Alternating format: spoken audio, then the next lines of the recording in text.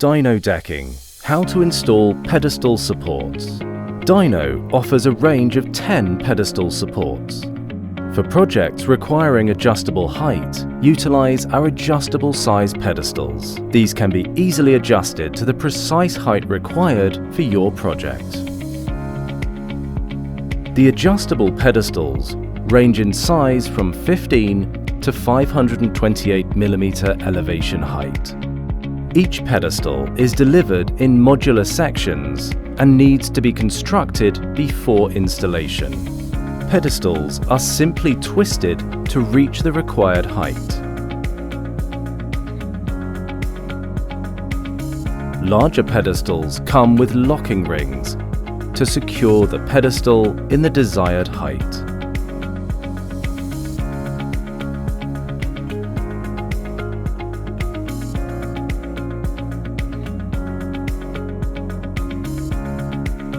The pedestals can be equipped with either a cradle head for timbers up to 65 mm in width, or a cradle head designed to be used with our 40 mm wide aluminium joists.